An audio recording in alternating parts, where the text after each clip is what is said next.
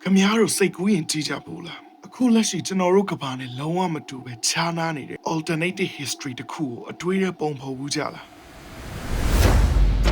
Eddie Kabama, Ludachi Gojin Sana Mumashu, Lula Mula, Arale Megon Tosiawe, Digabama at the Shimbura Matejao.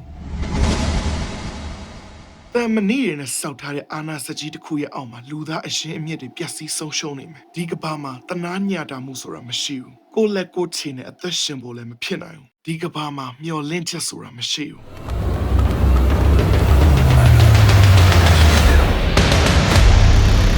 Welcome to Wolfenstein Kabani, Josowari. What's up, Nigoro, Suhabgani, Pianle Josowari? First person shooting game logo, Jile Mesoye, Wolfenstein Sura, say out Zube. FES Kani, grandfather Ilura Matamojaribo, Aidwele Epiga Shemari. Duda Shimalai, Genoro Kutupo Jaya FES Kani Shimalana. Wolfenstein Shimala Gay, Domle Shimalao. Wolfenstein Ma, the cha FES Kani and Mature story narrative ne universe building Tusimashi. Wolfenstein Sura, Majini and Ama Jawujamatemari. Dini, Jono Kamiaro, Wolfenstein Kani Hemama, Soft Reboot Kane. Wolfenstein New Order Jungle, Biobia The Gale Chopo Gombi Monchesi, a more speary a being a Kabaji the Coon Jumbo. Dame Agabaji and Manache Muri, Joyo Muri, Shiva Liane, Tenchen can be Dolan Bonkan in a Luda de Ola Shidi. A Luda Jono, a Digat Habi Biobiama. Di Luda, Damani Sayandi a being a D South Tare Empire Gisigo. Dumata, a Shoma Beta the Capimpian alone that is owned by Saint Harry. They Joabian Luda de Yao. To Pacone Mamiari Winnigo let Tanta there. I win it, man, now that a piece. Darwin's already told it bar. Dilu Genoro Camiaro Amima, Ematango, Genta Vido, Lemejon at the Pay, Sajid Kulu, Minjari. Dame, the Kerama, Tule, a Toyota, seconds are jet in a Ludati Albawe. Social Yama, Chowde, the Yama, Chowde. DVD got shame hour. Dame Nigoro, a chain going out now, Lugeno, a gonzo, as I told Hawari. Camiaro ascended Piabisoy. Salay Jarabo.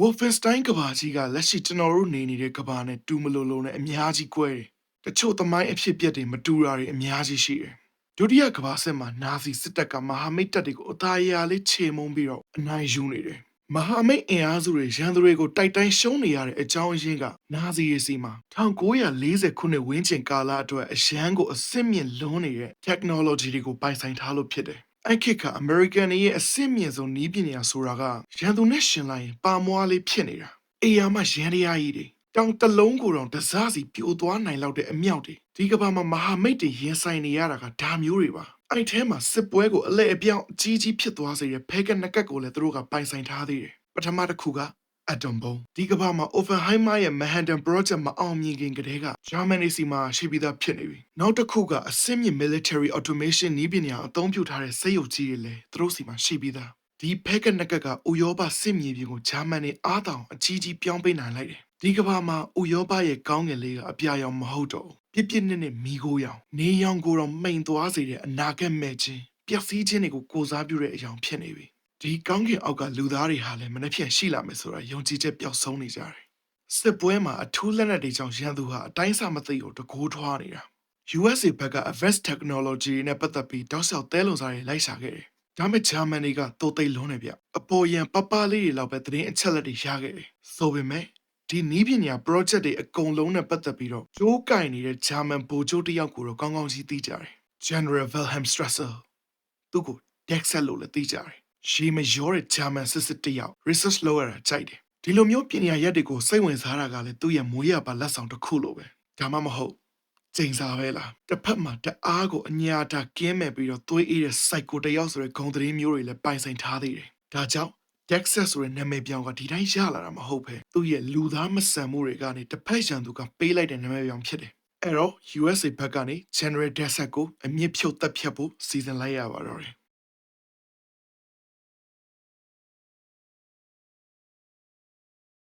Exabi doing a chenny Satadia. William Joseph Blaskowitz, BJ Lola Corey. Diluga Sataniara, Ben Manny Lutiapia. Tubu at the show longer than a swaby or shit and winning Yara Jive. Dajan Canali is Shidiagani, Pietro Chenny. To Emily Melody. Satadia a Macari, Yoshimari. Go on a lean, attacking Panlene. ဘေးမှာပြေးဆုံးနေတဲ့ကလေးလေးတွေဘေးရင်ဒီမိန်းမကလွယ်ပြီးတခြားဘသူမှရှိမလာနိုင်တော့ဘူးလို့ဂရီးသစ္စာခံယူထားတဲ့တင်ရဘက်အမျိုးသမီးတစ်ယောက်လည်းသူ့ဘေးမှာရှိနေတယ်ဒီအိမ်မက်အတွေးလေးကစစ်သားတစ်ယောက်အတွက်ပြီးပြည့်စုံလုံးနေပြီရုတ်တရက်အိမ်မက်ကနေနိုးလာတဲ့အချိန်ကျတော့အရှိတရားကခြောက်ချားဖို့ကောင်းလုံးနေပြန်ရော Blaskowitz ကကောင်းငယ်စပွဲတစ်ခုရဲ့အလဲမှာအပြင်ကိုကြည့်လိုက်ရင်လက်ချိုးရည်လို့တော့မရနိုင်တဲ့လေရင်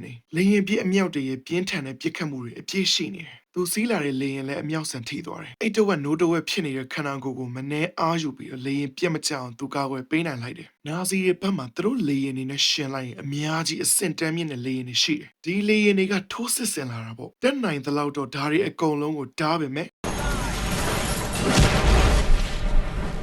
Death at the gates again. All in my name. Can't greet you today. I have a war to win. တေမင်းကပထမဆုံးအချိန်တကားခောက်တုံးကလိုပဲပြင်းထန်တယ် Blaskowitz နဲ့သူ့ရဲ့တငယ်ချင်း Fergus တို့နောက်ထပ်လေရင်ပြန်တစ်စင်းပေါ်ကိုအသက်လူပြီးခုန်လိုက်ရတယ်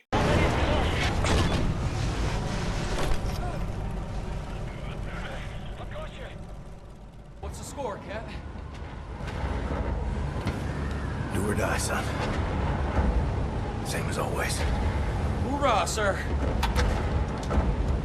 တစ်ဖက်လေရင်ပေါ်ရောက်တော့လေလူအရင်းမြစ်တွေတိမ်ဆုံးလို့နေပါဖြစ်နေတဲ့လက္ခဏာတွေကိုမြင်ရတယ်။ရန်သူကိုကြောက်ရွံနေတဲ့စစ်သားတွေငါတို့မှမလုပ်ရင်ဘသူလုံမှလဲဆိုတဲ့တာဝန်ယူသိတဲ့စိတ်နဲ့မရမကရှေ့ဆက်စူးစမ်းနေတဲ့စစ်သားတွေကောင်းကင်ဘော်ကနေအောင်မြင်မြင်ဆင်းနိုင်ခဲ့ရင်တော့အောက်မှာဘလိုမျိုးအန်ရယ်တွေကစောင့်ကြုံနေမလဲဆိုတာကိုသိချမသိကြအောင်သိကြတာတခုကတော့သူတို့တွေအကုန်တယောက်မှအိမ်မပြန်နိုင်ဘူးဆိုတာပါပဲရှုံးနေပြီးသားစစ်ပွဲတစ်ခုကိုတိုက်နေရတာပဲမလားဒီလိုနဲ့ Blaskowitz တို့တက်လိုက်တဲ့လေရင်ကလည်းအမြောက်ဆန်ထိပြီးတော့အရှိန်ပြင်းပြင်းနဲ့မြေပြင်ပေါ်ကိုပြုတ်ကျသွားတယ်မြေပြင်ပေါ်ရောက်တော့ရန်သူရဲ့အင်အားနဲ့ချင်းချောက်မှုတွေကိုကောင်းကောင်းကြီးခံစားနေရပြီ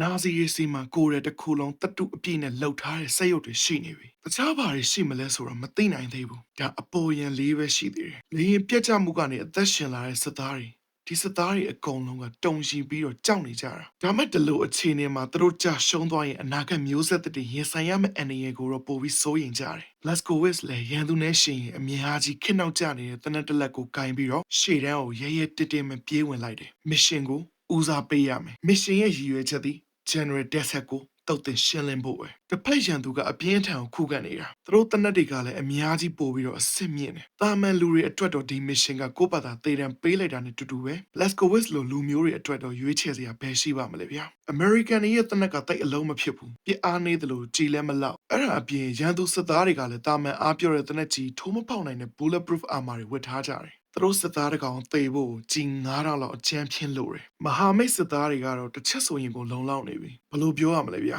အနာဂတ်ကနေ time travel လုပ်ပြီးရောက်လာတဲ့စစ်တပ်တစ်ခုကိုတိုက်ခိုက်နေရတယ်လို့ဖြစ်နေတာတဖြည်းဖြည်းနဲ့တော့ General Desert ရှိတဲ့ရဲတိုက်ကြီးပေါ်ကို Blaskowitz တို့အဖွဲ့တက်လာနိုင်တယ်အပေါ်စီးကနေကြည့်လိုက်ရင်စစ်မျက်နှာပြင်ကအေယာမဆက်ရုပ်ကြီးတွေနဲ့အတူသွေးပြက်စီကကောင်းနေတာကိုမြင်ရတယ်။အောက်မှာတိုက်နေတဲ့မဟာမိတ်တွေအတွက်အသက်ရှူခြင်းလေးတော့မရမှာတော့သေချာတာပေါ့။အသက်တောင်ရှင်ချမ်းမှရှင်ချမ်းပါလေ။စစ်ပွဲတွေရဲ့ရက်စက်မှုကဘရောမှအသွင်မပြောင်းဘူး။နီးလန့်နေတာတိုးလာတာ။ဒီလိုလူသားရင်းမြစ်ဆုံးရှုံးမှုတွေကိုထာဝရရပ်တန့်ခြင်းနဲ့ဆိုရင် General Desert ကိုအမြင့်ဖြုတ်မအောင်ရမှာရက်ကန်နေတော့ General Desert ရဲ့အဆောက်အဦတွေကိုရောက်သွားခဲ့ပါပြီ။သူတို့ဘေးပတ်ပတ်လည်းမှာလူလို့တောင်ထင်ရစရာမရှိတော့တဲ့အလောင်းတွေကိုမြင်ရပြန်ပြီ။ဒီလူတွေက General Desert ရဲ့တရားမဝင်စမ်းသပ်မှုတွေမှာအသက်ဆုံးရှုံးသွားခဲ့ရတဲ့လူတွေ Blaskowitz တို့မှာဒါတွေစဉ်းစားပြီးတုံလို့ဖို့အချိန်မရှိဘူး။ General Desert ကိုရှာပြီးတက်ရမယ်။ဒါ primary goal ပဲ That's him, isn't it? That's him! Well.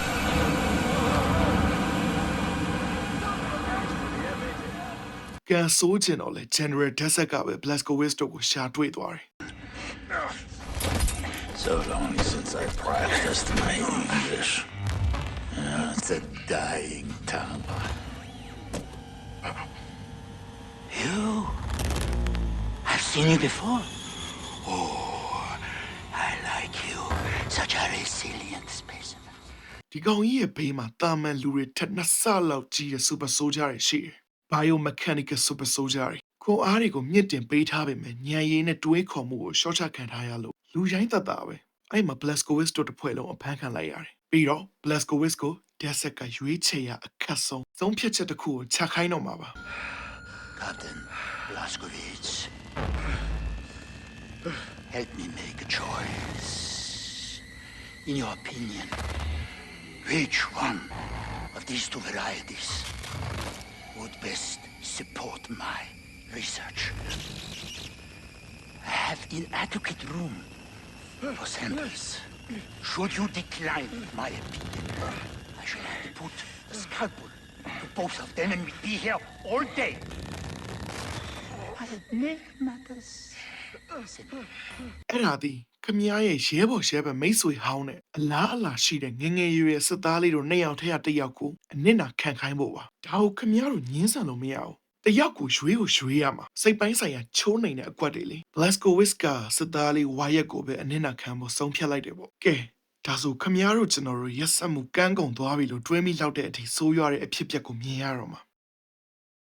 Blazkowicz ရဲ့ရှေ့မှာပဲ Desert ကဒီကောင်လေးကိုရဲဆက်ဆက်အုံနောက်ဖောက်ပြီးတော့တပ်ပစ်လိုက်တယ်အုံနောက်ကိုယူသွားတယ် Desert က Blazkowicz တယောက်ကိုဒီနေ့မှာသင်ငန်းစာတစ်ခုကောင်းကောင်းကြီးပေးလိုက်တယ်ရန်သူဆိုတာအမြဲတမ်းရန်သူပြီးသားနေမှာပဲခမည်းရဲ့တေကန်ဒီအခြေအနေမှာတော့စိတ်ပိုင်းဆိုင်ရာကိုတစားစီဖြစ်အောင်ရိုက်ချိုးပြီးနောင်တရည်နဲ့တေခိုင်းမှာလူသားတယောက်အနေနဲ့ဒါမျိုးကိုကြက်ခံနိုင်ဖို့ဆိုတာဘလို့မှမဖြစ်နိုင်ဘူးလေဗျာ Blazkowicz ကဒီလိုသင်ငန်းစာမျိုးအပေးခံလိုက်ရတယ် Wiedersehen.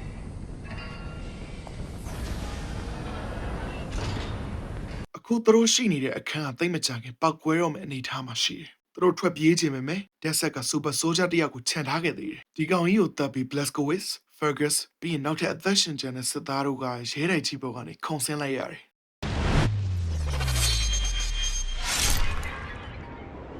ပောက်ကွဲမှုတစ်ခုနဲ့တူလွင့်လာတဲ့တံပြားလေးတစ်ခုက Blazkowicz ရဲ့ခေါင်းကိုအရှိန်ပြင်းပြင်းနဲ့ထိခိုက်မိသွားတယ်။လေထဲမှာသူလုံးဝသတိလစ်သွားတယ်။ဒါကရောကောင်းဖို့အတွက်မြန်ဖြစ်နေမလားဘလို့ပဲနေလက်ရှိမှာ Blazkowicz တယောက်တော့ခဏတာလောက်သူ့ခေါင်းထဲမှာရှိတဲ့ဒေါသစိတ်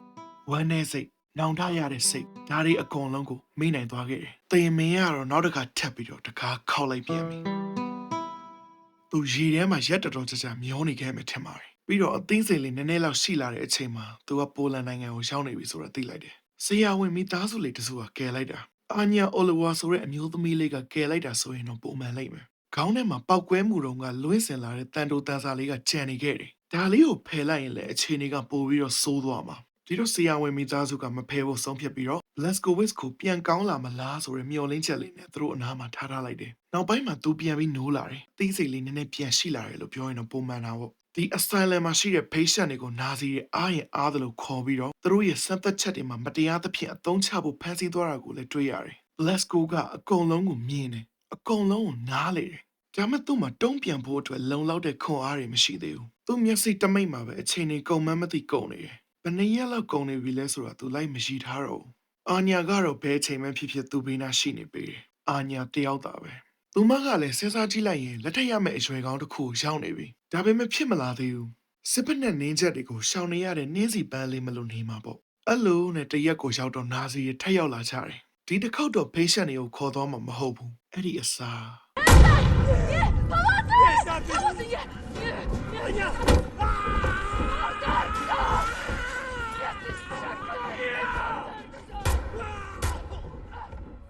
အာညာရဲ့အဖေနဲ့အမေကိုနာစီစစ်သားတစ်ယောက်ကလက်မယွံမဲ့တပ်ပစ်လိုက်တယ်။တခြား patient တွေလည်းသိကုန်တယ်။အာညာကိုလည်းသူတို့ဖမ်းသွားကြတယ်။ဘာလို့အပြစ်မဲ့တဲ့သူတွေကိုဒီလိုမျိုးတပ်ပစ်တာလဲလို့ Blazkowicz ကစဉ်းစားမနေတော့အနီးနားမှာရှိတဲ့စပွဲပေါ်ကဓားကိုယူပြီးတော့သူ့ကိုလာပစ်တော့မဲ့အချိန်မှာလဲလီးပစ်လိုက်တယ်။ Nazi scum.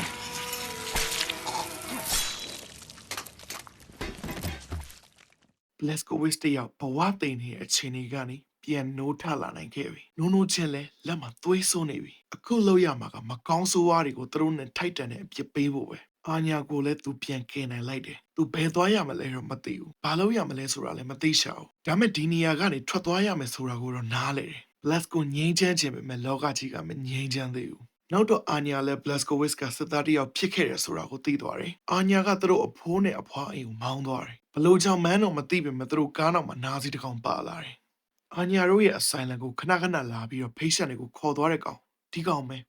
လူမမဲအရွယ်ကြီးနှစ်ယောက်ကသွေးသားကိုဆုံးရှုံးလိုက်ရပြီလို့ကြားရတဲ့အချိန်မှာသူတို့ရှေ့မှာဒူးထောင်နေတဲ့နာဇီကောင်ကိုထုနှက်ပြီးတော့ရှိုက်ကြီးတငင်ငိုယုံကလွဲလို့တခြားဘာမှမတတ်နိုင်ဘူး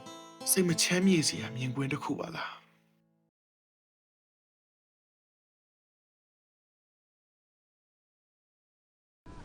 It's 1960. 1960. Yes. Blaskowitz တယောက်ကကိုမာဝင်နေတာ14နှစ်တောင်ရှိခဲ့ပြီ။ဆယ်စုနှစ်ကျော်ကဘာကြီးပေါ်မှာဘာတွေဘလို့ဖြစ်ခဲ့ရဆိုတော့ဘာမှမသိရှာဘူး။နောက်ဆုံးသူ operation လုပ်ခဲ့တာက1946ခုနှစ်အခုက1960ခုနှစ်တောင်ရောက်သွားပြီ။ तू မယုံနိုင်ဘူး။ तू အကြောင်းအရာတွေထပ်ပြီးတော့မေးကြည့်တယ်။တနည်းနည်းနဲ့ US စစ်တပ်ကိုဆက်သွယ်ချင်တယ်လို့ပြောတယ်။ဒါပေမဲ့တုံ့ပြန်လိုက်တဲ့စကားကြောင့်ပို့ပြီးတော့အံ့ဩသွားပြန်တယ် What about the U.S.? The USA, they, what's the word? Poddacie. Surrender. He surrendered. Because of Boo!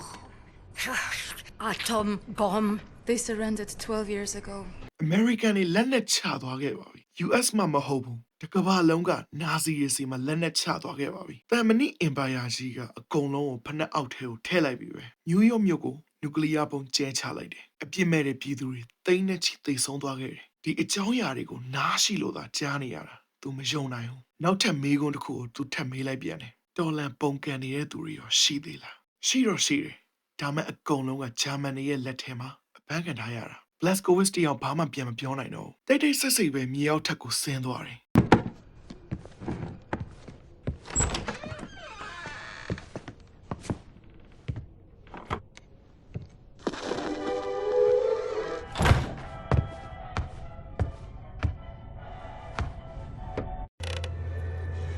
I am a trained and experienced field coordinator working on behalf of Generalstraße himself. Do you know how much misfortune you are in if you do not release me? နာဇီကောင်ကတော့ချင်းချောင်နေပေမဲ့ Blaskowitz တယောက်ကတော့ကြောက်ရွံ့တဲ့အရေးအယောင်မပေါ်ဘူးတော်လန်ရေးရဲဘော်တွေဘယ်နာမှဖမ်းထားလဲလို့မေးတယ်ဟိုကောင်ကလည်းအကြောတင်းတယ်ဗျရိုးရိုးတက်တက်မေးရင်ဘာမှမထူးမှဆိုတော့လေဘေးနားမှာလွှမ်းဆက်ချတင်ပေးလိုက်တယ်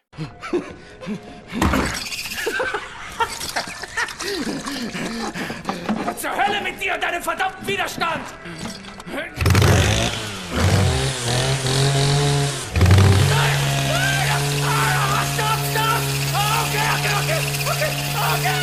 Okay, I'll tell you! Damn it! အဲ့လိုမှ information တချို့အန်ထွက်လာတယ်အကြောင်းအရာတော်တော်များများကိုတော့ Blaskowitz သိသွားခဲ့ပြီတော်လန်ရေးသမားတွေအကုန်လုံးကိုဘာလီမျိုးကထောင်မှာဖမ်းထားတာငရဲတွင်တစ်ခုတာမဲ့လူတယောက်ဖောက်ဝင်မှုဘလို့မှမဖြစ်နိုင်တဲ့နေရာတစ်ခုဒီနေရာကိုသူဖောက်ဝင်မှာအာညာနဲ့သူ့အဖိုးဖွားတွေကသူတို့တက်နိုင်တဲ့လောက်လေးကူညီပေးလိုက်မယ်အကုန်လုံးကမဖြစ်နိုင်ဘူးလို့ယူဆထားတဲ့ကိစ္စမျိုးပဲတကယ်နဲ့ဒီ mission ကအောင်မြင်နိုင်ပါမလားဆိုတာသူလည်းသိချာမသိဘူးခိုမာကနေပြန်နိုးထလာတာလည်းမကြသေးဘူးမျက်မှောက်ခင်ရန်သူရဲ့အင်အားဆိုတာဘလောက်တောင်ကြောက်ဖို့ကောင်းနေလဲဘလောက်တောင်အဆင့်မြင့်နေလဲဆိုတာလည်းသိချာမသိရသေးဘူးခစ်ကြီးကအရင်တော့နဲ့လည်းမတူတော့ဘူးလေဗျာလွန်ခဲ့တဲ့14နှစ်တုန်းကတော့ရန်သူရဲ့အဆင့်မြင့်နီးပြနေရတဲ့ကြောင့်သူတို့ရှုံးနေခဲ့တာအခုရန်သူကဘယ်အနေထားလောက်ရောက်နေပြီလဲဆိုတာခံမှန်းလို့ရမှာမဟုတ်ဘူး Blaskowitz ကတိုက်ခိုက်နေုံကလွဲရင်လည်းဒီကမ္ဘာပေါ်မှာသူ့အတွက်အသက်ရှင်နေစရာအကြောင်းမရှိဘူးအဲ့တော့တိုက်ခိုက်နေုံပဲသူ့အတွက်တန်ရုံးစင်နေအချစ်တွေဆိုတာမရှိရှာဘူးအဲ့လိုနဲ့ဘာလင်မြို့ကိုသွားမဲ့ယထာမျိုးကိုလိုက်ဖို့ဆုံးဖြတ်လိုက်ကြတယ်ဘာလင်မရောက်ခင်မှာကိုဖျက်ရမယ့်ငရဲခိတ်တွေမှာအများကြီးရှိတယ်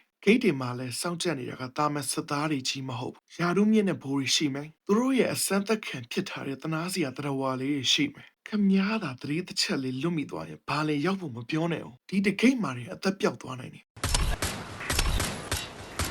ဂိတ်တွေကိုဖျက်ရင်းနဲ့လည်းရန်သူရဲ့အင်အားကိုအကဲခတ်နိုင်လာတယ် Go away from this place now!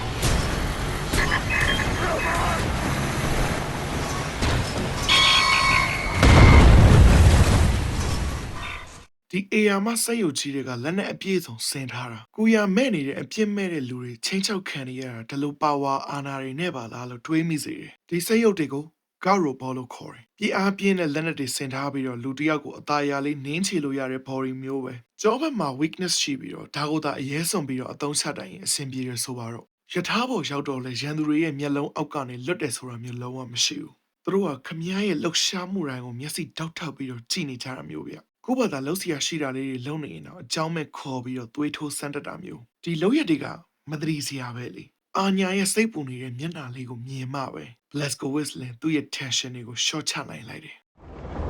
You know there's just one bed. Yes. Are you comfortable sharing? အစိုးရချားထဲမှာအကောင်းလေးတွေကိုခန်းစားတတ်ဖို့လိုသေးတာပေါ့ဘာလင်ကိုတော့သူတို့ရောက်သွားတယ်ရရောက်ချင်းမဲ့ Blaskowitz ကထောင်ဖောက်ဖို့ထောင်ထဲဝင်ဖို့အကုန်စီစဉ်ပေးနေပြီဒီလိုအမြင့်ကနေကြီးကြီးတော့လဲဘာလင်မျိုးရဲ့မနက်နေထွက်ချိန်ကအရန်လှပသလိုပဲဒီလိုလှပတဲ့ကောင်းကင်ကြီးတစ်ခုကမြေပြင်အခြေအနေနဲ့တော့မတန်သလိုပဲဒီအောက်မှာလူသားချင်းစာနာထောက်ထားမှုဆိုတာမရှိဘူးလေပျက်စီးဆုပ်ယုပ်ခြင်းတွေပဲအတိုင်းသားမြင်နေရတာထောင်ရဲ့ဖွဲ့စည်းပုံကိုကြည့်လိုက်ရင်တော်တော်ကိုခမ်းနားပြီးတော့ကြောက်ဖို့ကောင်းတာကိုတွေ့ရတယ်ထောင်ထဲမှာထဲခံထားရတာကတာမန်အပြစ်မရှိတဲ့လူတွေနဲ့အမှန်တရားအတွက်တိုက်ခိုက်ပေးနေတဲ့လူတွေဒီလူတွေကတချို့ကို Blaskowitz စကန်နာလိုက်တယ်အကျဉ်းသားတွေထဲမှာသူ့ရဲ့မိတ်ဆွေဟောင်းကြီး Fergus လည်းပါနေတာပေါ့ Fergus လည်း Blaskowitz ကိုပြန်တွေ့ရတော့ပျော်သွားသလိုသူလည်းအနေငယ်တော့စိတ်သက်သာရသွားတယ် Here I was, getting ready for the eternal nap. And this Nazi-killing jammy bastard shows up out of nowhere. What have you been up to, Blaskowitz?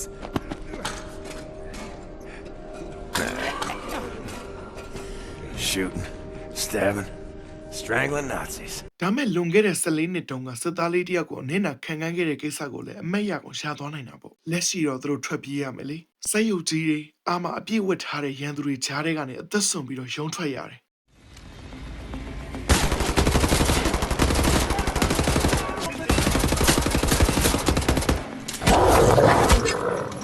ပြင်းနေရင်ကားမောက်သွားတဲ့နောက်မှာတော့သူတို့ထွက်လန်းပိတ်သွားတယ်ထွက်လန်းမရှိချိန်မှာအာညာရောက်လာတယ် Do any of you know how to hotwire a car? Blasko တယောက်စိတ်သက်သာသွားပြီမဲ့ဒီအမျိုးသမီးလေးကရောအခုလိုဆင်းရဲဒုက္ခတွေနဲ့ထိုက်တန်ရလားဆိုတာတွေးမိတယ်လူတိုင်းကသူ့လိုပေးဆက်ဖို့အစင်သစ်ဖြစ်နေတာမျိုးမဟုတ်ဘူးဆိုတာသူသိတယ်ဘာလင်မျိုးပေါ်မှာအကြောက်တရားတွေချီပြည့်နေနေပေမဲ့အောက်ခြေမြောင်းကြုံမြောင်းကြားတွေထဲမှာတော့လွတ်လပ်မှုတွေရှိနေတယ်အမောင်တူတဲကခက်မိတ်မိတ်အလင်းစာလေးတွေမိတ်ဆွေဟောင်းတယောက်ဖြစ်တဲ့ Caroline နဲ့ပြန်ဆောင်တယ်ပြန်ဆောင်ဖြစ်တော့လေဖြစ်သမျှကိစ္စဆိုးတွေကိုဟာသားတွေအနေနဲ့ပဲပြောနိုင်တော့တယ် Caroline, you're alive. If you call shitting in a bag living, 3 pulverized vertebrae. You? Head trauma, 4 inches of cast iron shrapnel right in the conch. Still in there. Severed colon, septic shock, shattered pelvis. Memory loss, flashbacks, 14 years in a loony bin. Good to see you, William. ဒီအောက်မှာရှိနေတဲ့လူတွေအကုန်လုံးကတော်လန်ရေးသမားတွေကြီးပဲအမောင်တူတွေကမီးပွားလေးတွေစွာမကြီးပေမဲ့အလင်းဖြစ်ပေးနေတာဒါတော်လန်ရေးရဲ့ပြရုပ်တစ်ခုပဲမလားတမနီအင်ပါယာကြီးရဲ့ဖနက်အောက်ကအလင်းရောင်လေးတွေအာညာကလည်းတထောင်းတနေရာကနေပါလာတယ်သူတို့နှစ်ယောက်သားစကားတွေအများကြီးပြောချင်ပေမဲ့အချိန်ခါနဲ့အခွင့်အရေးကမရှိဘူးရင်ပတ်ထဲမှာတော့ရှိကြတာပေါ့ဒီတော်လန်ရေးသမားတွေထဲမှာလည်းနာဇီအရာရှိဟောင်းတစ်ယောက်ကပါနေသေးတယ်ဒါပေမဲ့တကယ်ကောင်းတဲ့လူတစ်ယောက်ပါသူ့နာမည်က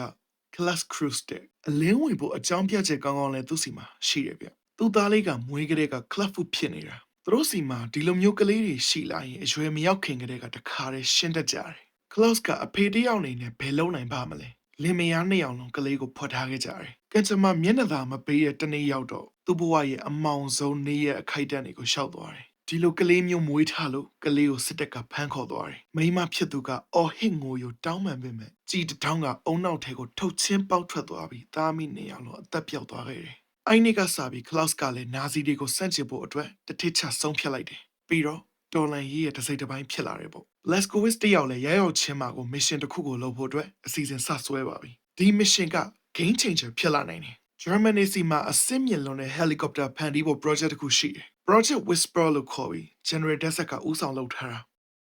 Project Whisper. It's been in development for years. A helicopter aircraft. The Nazis have found a way to make it virtually silent in flight and undetectable by means of radar. Anya has decrypted the Nazi chatter out of London. Project Whisper ရဲ့ရည်ရွယ်ချက်ကနီးပညာမြေ helicopter တွေဖန်တီးပြီးတော့တော်လန်ရေးသမားတွေကိုချိန်မုံမှုဖြစ်တယ်။လက်နက်တွေအပြည့်စုံဆင်ထားရုံလောက်နဲ့အစင်းမြင့် helicopter လို့ခေါ်တာမျိုးမဟုတ်ဘူး။တခြား helicopter တွေနဲ့လုံးဝမတူတဲ့ feature တွေဒီကောက်မှာရှိတယ်။ဒီ helicopter မျိုးကဘယ် radar မှမပေါ်ဘူး။ပြန်တန်းတဲ့အခါမှာရဟတ်တန်အရန်ထွက်တာမျိုးလည်းမရှိဘူး။ဒီလို helicopter မျိုးသာတော်လန်ရေးအဖွဲ့တွေရမယ်ဆိုရင်အများကြီးပို့ပြီးတော့လှုပ်ရှားနိုင်မယ်။လက်ရှိမှာ prototype က3စီးရှိတယ်။ London မြို့က London Nautica ဆိုတဲ့အဆောက်အဦထဲမှာဒီ3စီးလုံးကိုသွားခိုးရမှာ Blaskowitz ကအဓိကဦးဆောင်လိုက်မယ်ပြီးတော့သူ့ကိုတော်လိုင်းရေးတပ်ဖွဲ့ရဲ့လူတစ်ယောက်ကကူညီပေးလိုက်မယ် I've got a 14-hour drive. I've got a sinus infection. I haven't had a full night's sleep in 8 months. So let's go, people. Because I'm not doing this again. You've got balls of steel, Bobby Brown. Stop. I just want to get this over with. အသေးခံပြီးကိုကူညီပေးမှမျိုးသူပြောဖို့အရားဆိုရင်သူအိတ်မရတာ8လရှိပြီဘဝကိုကြီးလန့်စာစားပြီးအသက်ရှင်နေရတာဘယ်နေ့ဖမ်းပြီးနှိပ်စက်ခံရမလဲဆိုတာမသိဘူးဘယ်နေ့များသူတို့ရှိတဲ့စခန်းလေးကိုအစိမ့်ငွေတွေထည့်ပြီးတော့အသက်ခံရမလဲဆိုတာမသိဘူးဒီလိုမျိုးကြောက်စိတ်တွေနဲ့အသက်ရှင်နေရတဲ့လူတစ်ယောက်အခုတော့သူစိတ်ကုန်သွားပြီးထင်ပါတယ်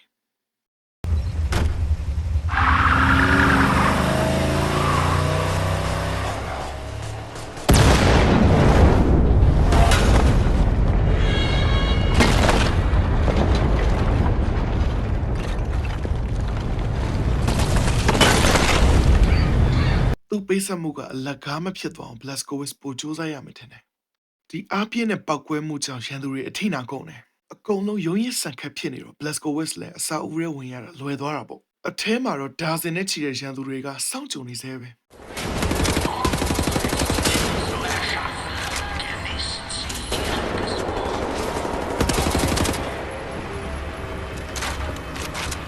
ဒီအစာအုပ်တွေကနေပဲသတင်းအချက်လက်အချို့ကိုရလိုက်တယ်။အဲ့အချက်လက်တွေထဲမှာနာဇီတွေကဘာကြောင့်ဒီလောက်တောင်နီးပညာတွေတိုးတက်နေရတာလဲဆိုတဲ့ထိတ်တန့်လိုအပ်ချက်တွေပါတယ်။ Blaskowitz အတွက်လည်းလေဆာတနက်လေးတစ်လက်တော့ရလိုက်တယ်။ AR မှစက်ရုပ်ကြီးတွေကိုအနိုင်ယူပြီးတဲ့နောက်မှာတော့ Project Whisper ရဲ့ helicopter 3 စီးကိုလည်းအောင်မြင်မြင်ခိုးထုတ်နိုင်လိုက်ပါတယ်။အစိုးရကအကောင်းလေးတွေပေါ့ Sorry about your legs. Don't be. I've learned how to fly. အနစ်နာခံသွားတဲ့ Bobby မပိုင်ဒါအောင်မြင်ခြင်းမအောင်မြင်အောင်ပါအာညာနဲ့တခြားလူတွေကသူတို့ရလာတဲ့ file တွေကလိုအပ်ချက်တွေကိုဖော်ထုတ်ဖို့စူးစမ်းနေကြတယ်ဒီလိုအပ်ချက်တွေထဲမှာနာဇီတွေကဘလို့မြတ်ကြီးမားခိုင်ခန့်တဲ့အစာအုပ်တွေကိုစောင့်နိုင်လဲဆိုတဲ့အချက်တွေပါတယ်အခုကျွန်တော်တို့ Wolfenstein Universe မှာမြင်နေရတဲ့နာဇီတွေရဲ့အစာအုပ်တွေအကုန်လုံးက4လ5လအချိန်ယူပြီးစောင့်ခဲ့တာမဟုတ်ဘူးတစ်ပတ်နှစ်ပတ်လောက်နဲ့စောင့်ထားတာဒါပုံမှန်မဟုတ်ဘူးသူတို့ဘာလို့အရာရာမှာတာလွန်နေတာလဲဆိုတာကိုဖော်ထုတ်ရမှာဖြစ်တယ်ဒါပေမဲ့လည်းအရာရာက 100% ပြည့်စုံနေဆိုတာမရှိဘူးလေတိုက်တွေလမ်းတွေမှာတုံးထားတဲ့ concrete တွေမှာအားနည်းချက်ရှိနေတယ်အဲ့ဒါကအချိန်ကြာလာတော့အစာအုပ်ထဲမှာမိုးတွေဆွဲလာတယ်တယောက်ယောက်ကတော့ဒီ formula ကိုမွေထားရဲဆိုတဲ့သဘောပဲမလား Blaskowitz ယူလာတဲ့ file တွေထဲမှာ set rule လို့ခေါ်တဲ့လူတစ်ယောက်နာမည်ကိုခဏခဏရေးထားတာကိုလည်းတွေ့ရတယ်ဒီလူကနီးပညာတွေအကြောင်းသိတဲ့သူဖြစ်ကောင်းဖြစ်နိုင်တယ်နောက်တဲ့ mission မှာတော့ Croatia မှာရှိတဲ့ထောင်ထဲကို Blaskowitz ကအယောင်ဆောင်ဝင်ရမယ်ပြီးရင် set rule ဆိုတဲ့ပုံကိုကဲရမှာဖြစ်ပါတယ်ဥရောပကို mission လုပ်ရင်းနဲ့ပတ်နေရသလိုပဲပိုလန်ရောက်လိုက် Germany UK အခုလည်း Croatia သူ့အတွက်ထောင်တတူးတလေတော့ရှားလိုက်တယ် Human beings. Like cattle in this place. Need to stay calm. Remember the mission. Find, set, raw. Count to 4. Inhale. ထောင်ထဲမှာမြင်ကွင်းတိုင်းဟာစိတ်မချမ်းသာစရာပဲမတရားအလုပ်တွေဖိနှိပ်ခိုင်းခံထားရပြီးအစားတော့ပုံမှန်မကျွေးလို့ပိန်လီပြီးယောဂဖြစ်နေတဲ့လူတွေအများသားလူတွေကိုတရိษံတွေလိုမျိုးဆက်ဆံခံထားရတာသူတို့အကုန်လုံးကလည်းတေမဲနေကိုထိုင်ဆောင်နေရတဲ့သူတွေထက်မပိုဘူးထင်ပါတယ်နှိပ်စက်ခန်းနေမှာဆိုလဲအလောင်းနေဆိုတာမြင်ရစရာမရှိဘူးလူတယောက်အားပြတ်သေးရင်တော့တရိษံတစ်ကောင်လိုမျိုးဆက်ဆံခံရတော့ Blaskowitz ကသူရှာနေတဲ့ set rope ကိုတွေ့သွားတယ်သူတို့နှစ်ယောက်အပြန်အလှန်စကားပြောနေရင်လည်းသူဘာလဲကိုဘာလဲသိသွားတယ် set rope ကစက်ရုပ်တစ်ကောင်ကိုဟပ်ဖို့ကြိုးစားမှာအဲ့အတွက် battery လိုတယ်ဒါမဲ့သူဖမ်းခံလိုက်ရတယ်တိုက်တိုက်ဆက်ဆိုင်မဲ့သူ့ကိုဖမ်းတဲ့အရာရှိကဘာလင်သွားတဲ့ရထားပေါ်မှာတွေ့ခဲ့တဲ့တယောက်ဖြစ်နေတယ်ဒီမိန်းမနာမည်က Irene Engel Regime မှာတူးဒီတော့ယာရူးမြင့်မိန်းမသူ့ဘေးကအောက်ဆွဲကောင်နာမည်ကကြတော့ Booby ဒီမိန်းမကလက်ရှိဒီထောင်မှာအရက်ဆက်ဆုံးပုတ်ကိုပဲခင်ဗျားတို့ကျွန်တော်မပြောရင်တော့ဒီမိန်းမပါတဲ့ခက်စင်းနေကြည့်ရင်ကိုသိတာရမလား Blaskowitz တို့လည်းသက်ခံရတော့မဲ့အခြေအနေကိုတန်းရောက်သွားတယ်ဒါမဲ့လည်းကံကောင်းသွားတယ်လေ Leute, dein Befehl, verdammter Blechkleber!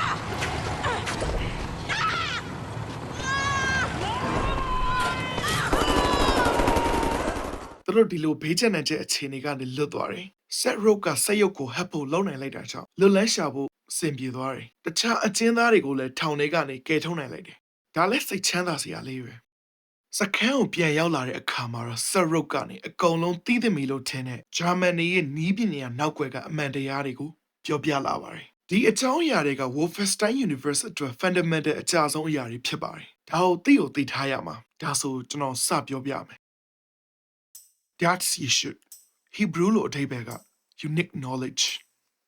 Wolfenstein Universe မှာလွန်ခဲ့တဲ့ခုနှစ်ထောင်ပေါင်းများစွာကတည်းက share ကြတဲ့ society တစ်ခုနဲ့ belief system တစ်ခုကပေါ်ပေါက်လာခဲ့တယ်။ဒီ society ထဲမှာရှိတဲ့လူသားတွေကဒီနေ့ခေတ်နည်းပညာတွေထက်တောင်ခေတ်ရှေ့ပြေးတဲ့တီထွင်စမ်းသစ်မှုတွေအများကြီးဖန်တီးခဲ့တယ်။အရန်ကိုစွမ်းအားကြီးတဲ့နည်းပညာမျိုးတွေဒါမျိုးတွေကိုဖန်တီးခဲ့ပေမဲ့သူတို့ society ထဲမှာပဲလွတ်ဝတ်ထားခဲ့တယ်။ထုတ်သုံးမျှဝေတာမျိုးမရှိခဲ့ဘူး။အဲ့လိုနဲ့သူတို့ရဲ့တီထွင်ဖန်တီးမှုတွေကနှစ်ပေါင်းထောင်နဲ့ချီအောင်ကမ္ဘာကြီးပေါ်မှာအသုံးပြုတာမမြင်ခဲ့ရဘူး။ဒီ invention တွေအကုန်လုံးကလည်းဖျားသခင်နဲ့နှိစက်ဖို့တသက်လို့ခံယူထားတယ်။သူတို့ရဲ့ belief system ကအဲ့လိုချပါ intention မျိုးမှမရှိဘူးဗျ။သူတို့ရဲ့အဖို့တန်နည်းပညာတွေအကုန်လုံးကိုလည်းတခြားလူတွေရှာမတွေ့အောင်လို့ vault တွေထဲမှာတင်ထားခဲ့တယ်။ဒီလို vault မျိုးတွေကမ္ဘာပေါ်မှာယာနဲ့ချီရှိတယ်။ယာနဲ့ချီတဲ့ vault တွေအဆုံးမရှိတဲ့ research တွေကျွန်တော်တို့အပြင်မှာလည်းရှေးဟောင်း engineering artifact တွေနဲ့ပတ်သက်တဲ့သတင်းအစအနတွေအများကြီးရှိတယ်မလား။ဒါလည်းအဲ့လိုမျိုးပဲ။အဲ့လိုနဲ့ဒုတိယကမ္ဘာစစ်ကြီးစလာတော့ Das Issue Vault တွေကတခုကဂျာမန်တွေဖောက်တာခံလိုက်ရတယ်။အဲ့မှာပြဿနာတွေစတက်တာပဲ။ Das Issue ရဲ့အဖို့တန်နည်းပညာတွေကနာဇီရဲ့လက်ထဲကိုလုံးဝရောက်သွားတယ်။ Das Issue နည်းပညာတွေကို reverse engineering လုပ်ပြီး futuristic ဆန်တဲ့လက်နက်တွေကိုဖန်တီးနိုင်လာတယ်။ automation engineering နည်းပညာကိုအသုံးချပြီးတော့လဲစက်ရုပ်ရန်တရားကြီးတွေကိုထွင်နိုင်သွားတယ်။အနုမြူဘုံကိုပါတခြားနိုင်ငံတွေတက်စောပြီးတော့ထွင်နိုင်ခဲ့ပြီးတော့နယူးယောက်မြို့ကိုဘုံကျဲခဲ့ပါတယ်။ Das Issue နည်းပညာတွေကိုအသုံးချပြီးစစ်ပွဲကိုအလဲပြောင်းလုပ်ပေးခဲ့တာကတော့ General Desert ပဲပေါ့။လူအသက်တန်းပေါင်းများစွာကိုသေစေခဲ့ပြီးတော့တကဘာလုံးကိုအမောင်လောကတွေခေါ်သွားခဲ့တဲ့သူ။အဲ့နောက်မှာ Das Issue Vault တွေကိုသူတို့တစ်ခုပြီးတစ်ခုရှာတွေ့လာခဲ့တယ်။အဆုံးမရှိတဲ့ knowledge တွေကိုလေ့လာဖို့လမ်းစာတွေလေ။ဒါမဲ့ရန်သူကတော့အာနာဇတ်တစ်ခုပိုတီမြဲဖို့ထောက်တိုင်တဲ့ပုံစံမျိုးပဲသဘောထားတာ။ Dexter က Das Issue အဖွဲ့ဝင်တွေအကုန်လုံးဒီပါကိုသူသိချင်တာတွေသိပြီးတဲ့နောက်မှာတပ်ပစ်ခဲ့တယ်။ Seth Rogen ကရှာရှာပပအသက်ရှင်ကျန်တဲ့ Das Issue member တွေကတယောက်ပေါ့။တကယ်တမ်းကျဂျာမန်တွေပဲမဟုတ်ပဲ American တွေကိုလည်း Das Issue အဖွဲ့ဝင်တွေကနည်းပညာတွေ share ဖို့လုပ်ခဲ့သေးတယ်။စိတ်မကောင်းစွာနဲ့အဲ့လိုအခွင့်အရေးမရခင်မှာအနုမြူပုံကျဲခံလိုက်ရတာကြောင့်လက်နဲ့ချလိုက်ရတယ်။ Maybe အဲ့မှာလည်း Das Issue member တွေထက်သေးသွားခဲ့မှထင်ပါတယ်။လက်ရှိမှာ Seth Rogen ကလည်း Blazkowicz တို့အဖွဲ့ကိုနည်းပညာတွေမျှဝေပေးဖို့အစီအစဉ်ရှိနေတယ်။ဒါမဲ့အဲ့လိုလုပ်ဖို့ဆိုရင် Atlantic သမုဒ္ဒရာကြီးရဲ့အောက်ခြေကိုသွားရမှာ။ဘာလို့ဆိုရင်နောက်ဆုံးကျန်တဲ့ Das Issue Vault တစ်ခုရှိသေးတယ်။နာဇီတွေရှာမတွေ့နိုင်ခဲ့တဲ့တစ်ခုတည်းသော Vault One Man Army လုပ်ပြီးတော့နာဇီတွေစီကနေယူပုတ်ကိုခိုးဖို့လုပ်ရတယ်။တခြားသူတွေအတွက်ဆိုရင် suicide mission ဆိုပေမဲ့ Blazkowicz အတွက်ကတော့နေ့စဉ်လုပ်ရတဲ့အလုပ်တစ်ခုတည်းမပိုတော့ဘူးထင်ပါတယ်။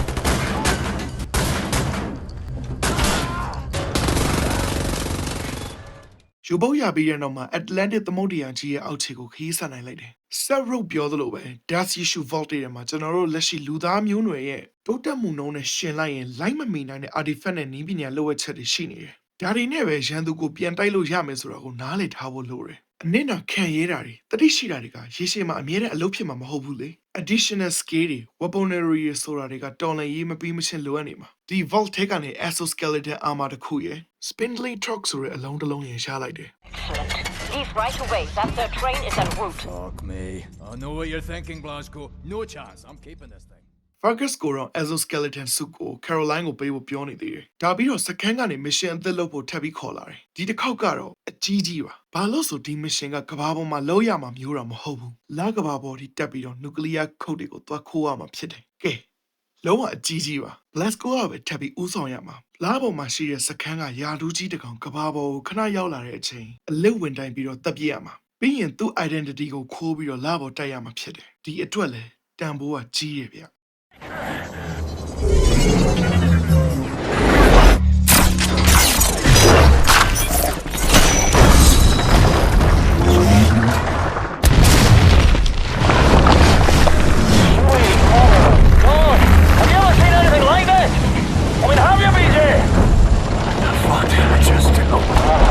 Captain, par for the course, innit? Mayhem and destruction like what you always do. It's just you doing you. Talk ဆိုတဲ့ဘောလုံးကြီးကြောင့်တရားလဲရစရာမရှိပဲတရားပေါ်မှာရှိတဲ့ရန်သူတွေရောတခြားမဆိုင်တဲ့သူတွေပါတိတ်သွားခဲ့တာခုဘာသာအပြစ်မတင်မဲ့ mission ကိုဆက်လုပ်ဖို့ပဲတွေးရမှာပဲအကြောင်းရှိလို့အကျိုးဖြစ်တာပေါ့အပြစ်မဲ့တဲ့လူတွေပေးသိမိလို့နောင်နာရပြီးတွေ့ဝေနေရကြီးဆိုရင်ဝါရက်ကိုတိတ်ခိုင်းမိတဲ့နေကလေးက recover ပြန်ဖြစ်မှာမဟုတ်ဘူးထင်တယ် စိတ်ဝေဒနာတွေကိုဓာတ်ကြမ်းနည်းနဲ့ကုနေရတာမျိုးပဲသူတို့ဘလောက်တောင် advance ဖြစ်နေပြီလဲဆိုရင်လကဘာပေါ်မှာ Luna base စခန်းကြီးကိုဟီးနေအောင်စောက်ထားပြီးတော့တခြား secret project တွေ nuclear code တွေပါတင်ထားကြသေးတယ်စစ်သားတွေဆိုလဲပို့ပြီးတော့ futuristic ဆန်တဲ့ armor တွေကိုဝတ်ထားကြသလိုတနက်တွေဆိုလဲ laser rifle တွေကင်ထားတာမျိုးတွေ့ရတယ်အယောင်ဆောင်ထားတော့လဲသူတို့အလေးပြုတာခံရသေးတယ်ဖိအားတွေပေါ့ဗျာဖိအားတွေ nuclear code တွေရတာနဲ့ချက်ချင်းတန်းပြီးတော့ကဘာကိုပြန်ပြီးပြေးရမှာဒီ nuclear code တွေကိုတော်လိုင်းရေးတပ်ဖွဲ့ကယူထားတယ်ဆိုတာတကယ်တမ်းကျသုံးဖို့လည်းမဟုတ်ဘူးဒီအကြောက်တရားနဲ့ run နေတဲ့ system ကြီးတစ်ခုလုံးခြေတစ်ချောင်းချိုးပြီးတော့ cripple ဖြစ်သွားအောင်လှုပ်ချင်အောင်တတ်ပဲနယူးယောက်ကိုကျဲလိုက်လို့ဘာလေးကုန်ပြန်ကျဲမယ်ဘာညာမရှိဘူးဗျာသူတို့မှဓာကြီးမရှိတော့ရင်တော်လန်မဲ့လူတွေဆက်ပြီးအဖိနှိတ်ခံမှာမဟုတ်ဘူးလေရန်သူကလည်းတစ်ချိန်ချိန်မှာတော့ nuclear တွေပြန်ပြီးတော့သုံးနိုင်သေးတယ်အဲ့တော့သူတို့ကဘယ်သူမှလွယ်နဲ့ခိုးလို့မရအောင်လားပေါ်ထိပို့ထားလိုက်တာကဲအခုကျခိုးခံလိုက်ရပြီပေါ့အရာအလုံးအဆင်ပြေနေပြီလို့မထင်လိုက်နဲ့အောင်Let's go with မရှိတဲ့အချိန်မှာရန်သူတွေကလှုပ်ဝက်စခန်းလေးကိုရှာတွေ့သွားခဲ့တယ်။ထောင်ဖောက်ပြီးကယ်ထားတဲ့လူတွေလည်းအကုန်လုံးမီလီယံနဲ့ကြားထဲမှာရုပ်ပြက်ဆင်းပြက်သေးဆုံးကုန်ပြီ။အရာအလုံးချက်ချင်းအခြေအနေတွေစိုးကုန်တယ်။အလစ်ဝင်တိုက်တာကိုဦးဆောင်နေသူက Irene Engel Lot of time before they find all of us.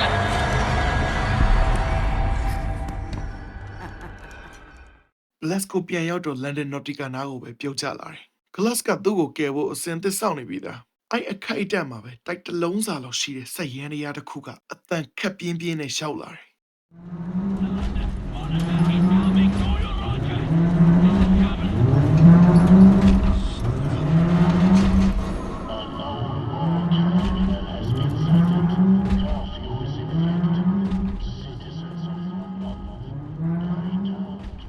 London Monitor နာမည်ပြောင်းက Terra Eye of Londonလန်ဒန်မြို့ကိုအပြည့်အဝစောင့်ကြပ်ထိန်းချုပ်ထားတဲ့ Colossal Robot ကြီးတစ်ခုအကြောက်တရားနဲ့လွတ်လပ်မှုတွေကိုမလိုလားတဲ့ symbol မျိုးပဲ Energy weapon တွေပြစ်ခတ်အားပြင်းတဲ့ machine gun တွေနဲ့သူတစ်ခါတော့မျက်လုံးကြီးတွေကနေပြစ်လိုက်ရင်ပထဝီမြေကြီးပါတုံသွားတာတိုက်ရိုက်ထိရင်အရိုးတွေပါအမုံဖြစ်သွားနိုင်တယ် Let's go with ဆိုတာသူနဲ့ရှင်လိုက်ရင်ပရွက်စိတ်လေးပဲဘာလို့ရမလဲကြောင်ပြောင်းနေရင်မြောင်းနေကြတဲ့ပပြေးရတယ်အကောင်ကြီးတိုင်းလည်း invincible ဖြစ်နေတာတော့ဘယ်ဟုတ်ပါမလဲဗျာ London Monitor ကြီးမှာလည်းအားနေချက်ရှိတယ်မျက်လုံးကနေ energy beam တွေပြစ်ဖို့အတွက်စက္ကန့်ပိုင်းလောက် recharge ပြန်လုပ်ရတယ် energy weapon တွေရဲ့အားနည်းချက်ပေါ့အားပြင်းလေ recharge လုပ်ဖို့စက္ကန့်ပိုင်းပိုကြာလေပဲ10စက္ကန့်လောက်လေးကိုကောင်းအောင်အသုံးချတတ်ရင် Blazkowicz တယောက်နိုင်နေမျက်လုံးနဲ့ missile တွေပြစ်တဲ့လက်နှစ်ဖက်ကိုဖျက်ဆီးပြီးတဲ့နောက်မှာတော့ London Monitor ကြီးဟာလည်းအားအိမ်တွေကုန်ခန်းပြီးတော့ပျက်စီးပြိုလဲသွားပါတော့တယ် Blazko တယောက်ကတိုက်တလုံးစာလောက်ရှိတဲ့တံမဏိမကောင်းဆိုးဝါးကြီးတစ်ကောင်နှလုံးသားစိတ်အားထက်သမှုတစ်ခုရဲနဲ့အပြတ်အသက်အနိုင်ယူသွားတယ်London Monitor ရဲ့ပျက်စီးမှုကမြို့တစ်မြို့လုံးမှာရှိတဲ့လူထုကိုသွေးတွေပွက်ပွက်ဆူပြီးတော့ငါတို့အတွက်တိုက်ခိုက်ပေးနေတဲ့သူရဲကောင်းတွေရှိသေးပါလားဆိုပြီးခန်းစားသွားရစေတယ်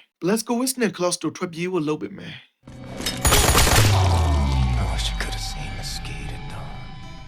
Klaus ရဲ့ရင်ဘတ်ကြားတွေကိုကြည်ရဝင်သွားခဲ့ပြီသူ့သားလိုဖြစ်နေတဲ့ Mass House လည်းပြိုလဲသွားတယ် Blazko တယောက်အသက်ရှင်ကျန်တဲ့လူတွေကိုကယ်ဖို့လုပ်ပေမဲ့တော်တော်များများကတော့မီလီယံတွေနဲ့သွေးရိုင်တွေကြားထဲမှာအသက်မဲ့နေပြီသူခင်ရတဲ့လူတွေနဲ့တူတူသူတို့ရဲ့ခိုးလုံရလေးဟာလည်းအကုန်လုံးပြချသွားတော့မှာပါအာနီယာနဲ့တခြားသူတွေကိုလည်းဖမ်းခေါ်သွားကြတယ်ဒါတွေသူကြုံရတာပထမဆုံးတော့ပဲဟုတ်ပါမလဲ Blazkowicz ကတော့တွေ့ဝေမနေပဲလက်စားချေပြီးအာနီယာနဲ့တခြားသူတွေကိုကယ်ဖို့ဆုံးဖြတ်ချက်ကိုချလိုက်တယ်အာနီယာတို့ကို desert compound မှာဖမ်းထားတာဖြစ်တယ်ဒါပေါ့ဗျာ1946ခုနှစ်က Blazkowicz တို့ operation လုပ်ပြီးမအောင်မြင်ခဲ့တဲ့သေတွင်းကြီးပဲဒီနေရာမှာကိုစိတ်ပိုင်းဆိုင်ရာဖြတ်စည်းခံခဲ့ရတာနဲတာမဟုတ်ဘူးလေဒီနေ့တော့လွန်ခဲ့တဲ့14နှစ်ကလိုမျိုးမဖြစ်အောင်အစွမ်းကုန်ရဲစေးတင်ထားပုံရတယ်သေတွင်းကလည်းအရင်တုန်းကတပိုပြီးတော့နှက်လာတယ် Super Soldier တွေနဲ့ Heavy Gunner တွေကလည်းအနက်ပဲ Desert ကလည်း Blazkowicz လာမယ်ဆိုတာကိုသိပြီးသားဒါကြောင့် surprise လေးတောင်သူကလှုပ်ထားလိုက်သေးတယ်တကယ်လို့ Blazkowicz တယောက် mission အောင်မြင်ခဲ့မယ်ဆိုရင် Desert Compound ကိုဖျက်ဆီးဖို့အတွက် nuclear code ကိုသုံးမှာဒါတော်လန်ရေးရဲဘော်တွေကမသုံးချင်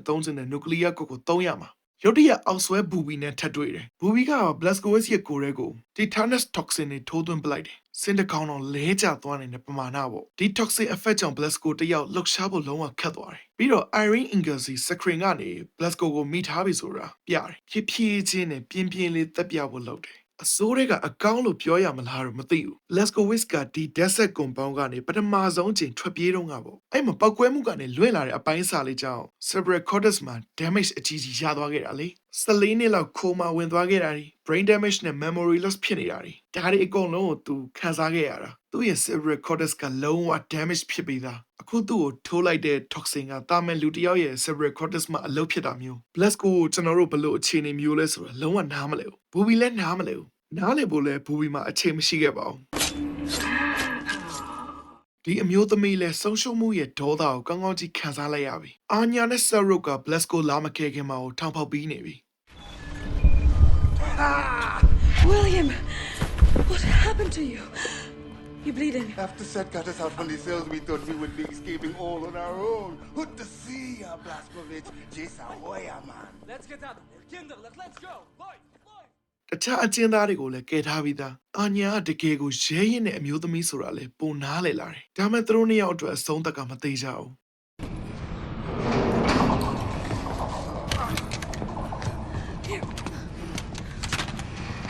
Thank you.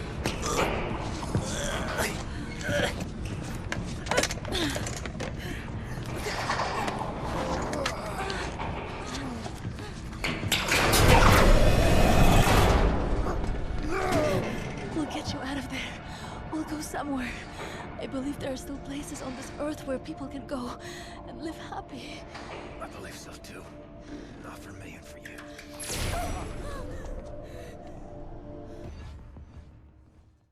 Blasco တယောက် Desert ကိုတက်တက်ကြီးရောက်သွားတယ်မိတ်ဆွေဟောင်းမဟုတ်တဲ့ရန်သူဟောင်းနေလွန်ပြိုင်ဆွဲနေတဲ့စိတ်တွေဒီနေ့မှသူတို့နှစ်ယောက်ထဲကတယောက်မသေးရင်မဖြစ်တော့ဘူးပြီးတော့ Desert ရဲ့ surprise ဆိုတာကတော့ Captain Blaskovitz. Still fighting after all these years.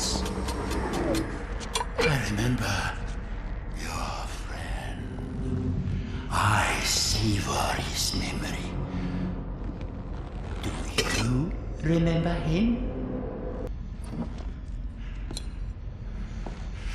People like you. What pain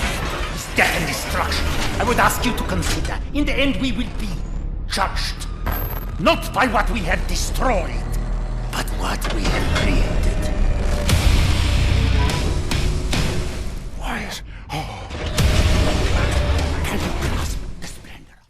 လူတစ်ယောက်ရဲ့အုံနောက်ဆိုတာလေးလာစရာအများကြီးရှိတဲ့ puzzle တစ်ခုလိုပဲရှုပ်ထွေးလုံးနဲ့ဝါယာကျိုးမြင်မြင်လေးတွေခြားတဲ့က electric store တစ်ခုလိုမျိုး research လုပ်တဲ့ရင်လုပ်တတ်တယ်လို့လူသားမျိုးနွယ်အတွက်အကျိုးရှိနိုင်မယ်လေ Wolfenstein ကဘာကြီးမှာတော့လူသားတစ်ယောက်ရဲ့အုံနောက်ကအပြင်းပြေ hobby တစ်ခုလိုမျိုးဖြစ်သွားတယ်ဓာတ်ဆက်ရဲ့ညီနဲ့ပြင်းတဲ့ကစားစရာအယုတ်တရုတ်လိုမျိုးပဲဝါရဲ့အုံနောက်ကို prototype robot တစ်ခုထဲမှာထည့်လိုက်တယ်ဒါဘလို့အလို့လို့လဲဆိုတာကတော့စိတ်ဝင်စားဖို့ကောင်းတယ် prototype robot ကလုံးဝအခွန်သက်သက်ပဲဒါမဲ့လူအုံနောက်ထည့်လိုက်ပြီးဆိုတာနဲ့အသက်ဝင်လာပြီ AI robot တွေလိုမျိုးမဟုတ်ဘူးပြီးတော့အုံနောက်ကဒီစက်ရုပ်ရဲ့ body ကို control လုပ်လို့မရဘူးအုံနောက်က CPU သဘောမျိုးပဲ biological processor တစ်ခုအနေနဲ့အလုပ်လုပ်တယ်။အုံနောက်ကြောင့်အသက်ဝင်သွားပြီဆိုရင်ကျန်တာကဒီစက်ရုပ်ကိုယ်ထဲမှာပါတဲ့ design ဆွဲပြီးသား program အတိုင်းမလွဲမသွေလုပ်ရတယ်။ Desert ကတော့သူ့အမိန့်နဲ့နာခံပြီးတော့လူတက်ဖို့ပဲလုပ်ထားတာသိကြတာပေါ့။အုံနောက်ဆိုတော့လူတစ်ယောက်ရဲ့ conscious ကရှိသေးတာမလို့ဒီစက်ရုပ် body ကြီးကလုံးသမျှကိုမြင်နိုင်တယ်။ကြားနိုင်တယ်။ဒါမဲ့ကိုယ်တိုင်မထိန်ချုပ်နိုင်ရှာဘူး။ကိုကလူတွေတက်နေတယ်ဆိုတာလည်းသိတယ်။ဒါမဲ့ရက်လို့ရမှာမဟုတ်ဘူး။အကုန်လုံးသိနားလေဗျာ။ဒီတိုင်း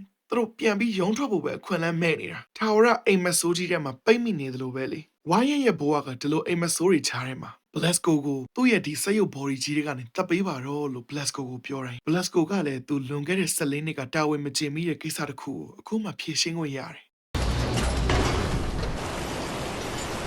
Wyatt, you in there? Captain, I tried. So sorry I shouted you. I have no control over my actions. Cannot live like this. You have to put an end to it. Private, it was an honor to serve by your side.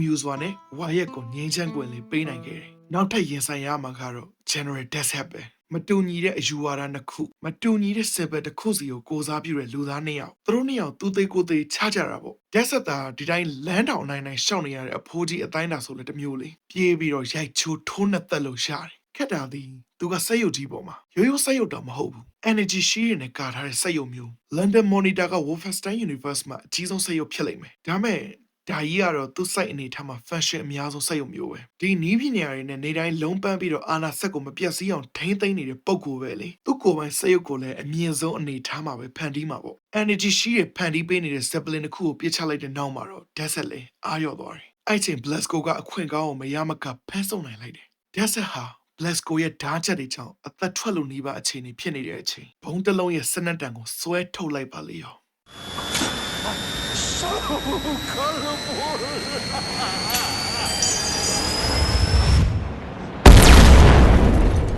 Blasco ကအပါခေါ်မှာတခြားမျိုးနွယ်ဆိုရင်ကိုတဆင့်နိုင်တယ်လို့ပဲသတ်မှတ်ထားတယ်လူမျိုးကြီးမုံတီးရဲ့သမားတစ်ယောက်ကတေကန်ဒီအခြေအနေမှာတော့မှတပတ်ရန်သူကိုအပါခေါ်ချင်တာဘုံပောက်ကွယ်မှုကြောင့် desert တယောက်လည်းတစားစီဖြစ်ပြီးတော့သူ့လက်ကျန် body လေးလဲဦးအပိုင်းစတွေသွေးရင်သွေးစားတွေချားထဲမှာခြံခဲ့တော့တယ် Blasco လည်းတစ်ဖက်မှာဒဏ်ရာအကြီးကျယ်ရသွားတယ်ဒဏ်ရာတွေလည်းများလာပါပြီဗျာနှလုံးသားဒဏ်ရာကိုလူဒဏ်ရာရောအောက်ကိုငုံကြည့်လိုက်တော့အာညာလေးကိုမြင်တယ်ပြီးပြည့်စုံတဲ့အမျိုးသမီးလေးတစ်ယောက်ကြောက်ရွံ့မှုမရှိတဲ့မျက်နှာဒါမဲ့ Blasco ထွက်လာနိုင်မှာမလားဆိုရယ်စိုးရင်စိတ်လေးကမသိမသာလွှမ်းနေတာကိုမြင်ရတယ်မဖြစ်နိုင်တော့ဘူးဆိုတာကိုသိတဲ့နောက်မှာတော့သူမသိလဲထွက်သွားလိုက်ရပါတယ်ကဲခု desert compound ထဲမှာတော့ဘိုက်ပွင့်အနေထားနဲ့သွေးရင်သွေးစားတွေကြားထဲမှာတရွံ့တိုက်ပြီးတော့သွားနေတယ်ရဲဘော်ကြီးတစ်ယောက်ပဲကြံခဲ့ရှာတယ်သူဒီနေ့ mission အောင်နိုင်လိုက်တယ်လွန်ခဲ့တဲ့14နှစ်ကမဆင်နိုင်လိုက်တဲ့ redemption ကိုပြန်ဆင်နိုင်လိုက်တယ်သူချစ်ရတဲ့အမျိုးသမီးလေးကိုလည်းဘေးရန်နေချားတဲ့ကနေကယ်ထုတ်နိုင်လိုက်တယ်ဒီအခိုက်တန်လေးမှာသူခဏတာလောက်လူဖြစ်ရကြုံနဲ့သွားတယ်အကုန်လုံးကိုမလွဲမသွေလုံနိုင်ခဲ့ပေမဲ့သူ့ရဲ့ရိုးရှင်းတဲ့မိသားစုအိမ်မက်လေးကတော့ဒီအိမ်မက်လေးကတော့တိမ်နေလိုပဲလွင်မျောရင်ပျောက်ကွယ်သွားရတယ် Blasco, do you read? Am I clear to fire? You're clear.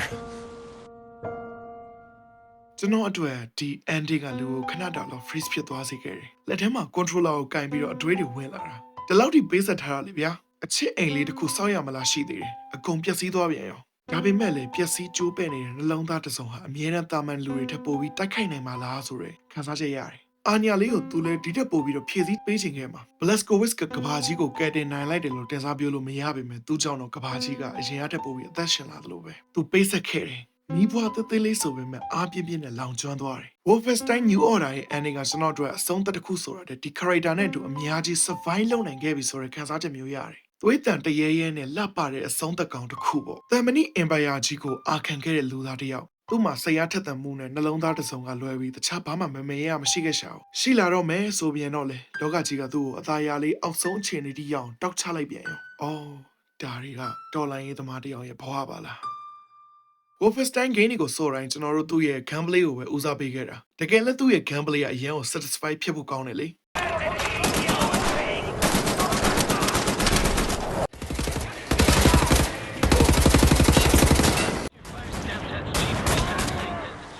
ဒါမဲ့ Wolfenstein reboot ရဲ့ပထမဆုံး game New Order ကတော့လုံးဝ character နဲ့ story တွေကိုပါကြပြဆဆန်ဖြစ်အောင်ဖန်တီးနိုင်ခဲ့တယ် Blazkowicz ကို killing machine ကြီးလိုပဲမြင်နေတဲ့အမြင်ကိုနည်းနည်းဖယ်ပြီးတော့သူလဲလူသားပါပဲဆိုပြီးခံစားရစေတယ်သူ့ဘဝကြီးတစ်ခုလုံးက New Order မှာ heavy ဖြစ်လုံးသလို tension အတက်ကြကလည်းမြန်လုံးတယ် Blasco တယောက်တည်းမဟုတ်ဘူး Fergus, Anya, Caroline ဒီ character တွေအကုန်လုံးနဲ့ attach ဖြစ်ဖို့လွယ်တယ် character development တော်တော်ကောင်းတာဗျာတခြားဘာညာတွေကိုတော့ကျွန်တော်သိပြီးတော့ချီးကျူးစရာတော့မလိုဘူးအကုန်လုံးကဒီဘက်ကနဲ့ရှင်းအောင်ပိုကောင်းနေသေးတယ် Wolfenstein New Order က classic FPS game ရဲ့ vibe အပြည့်ရသလို story ကလည်း emotional ဖြစ်ရပါတယ် Blasco ရဲ့ခရီးချမ်းကြီးကဒီမှာပဲအဆုံးသတ်သွားတာမဟုတ်ဘူးနော် sequel game တွေမှာလည်းသူပြန်ပါတယ် New Colossus မှာ main protagonist Youngblood မှာ retired daddy ဒါမဲ့ကျွန်တော်အတွက်အဲ့နဲ့ game လုံးဝထင်သလောက်ရှင်နေမရောက်သွားသလို potential လည်းရှိမနေဘူးလို့ခံစားရတယ်အဲ့လိုလည်းမကောင်းပါဘူးဗျာ review မှာဆိုရင် New Order နဲ့သူ့ရဲ့ prequel The Old Blood ကတော့အကောင်းဆုံးနဲ့အကြိုက်ဆုံးပဲ Anyway ဒီဗီဒီယိုက Blasco ရဲ့ character အကြောင်းနဲ့ New Order story သိသင့်မယ်မလို့တခြားအကြောင်းအရာတွေကိုကျွန်တော်မပြောထားတာရှိတယ် Wolfenstein Universe ရဲ့ history နဲ့သူ့ရဲ့ tech တွေအကြောင်းဥပမာတနက်တွေတို့စက်ရုပ်တွေတို့ကိုလည်းဗီဒီယိုလုပ်ဖို့အစီအစဉ်တော့ရှိပါသေးတယ်လာမယ့်ဗီဒီယိုတွေကတော့အခုလောက်ရှေ့မှာတော့မဟုတ်ဘူးပြီးရင်တခြား Wolfenstein game တွေနဲ့ပတ်သက်ပြီးတော့လည်းဖန်တီးချင်တာတွေအများကြီးရှိသေးတယ်နောက်ထပ်လည်းလာအောင်ပါကဲဒါဆိုရင်ကျွန်တော်တို့သူရဲကောင်းကြီး Blazkowicz အကြောင်းနဲ့ New Order ခင်းအကြောင်းကတော့ဒီလောက်ပါပဲညီကိုတို့ရော Wolfenstein game တွေကိုစောပြကြသေးလား Wolfenstein ဗီဒီယိုတွေထပ်လုပ်မယ်ဆိုရင်ရောဘယ်လိုမျိုးပုံစံနဲ့မြင်ကြလဲဆိုတာကိုပြောခဲ့ကြပါအောင်ခင်ဗျာအဆုံးထိကြည့်ရှုပေးသူအယောက်ချင်းစီတိုင်းကိုအထူးပင်ကျေးဇူးတင်ရှိပါတယ်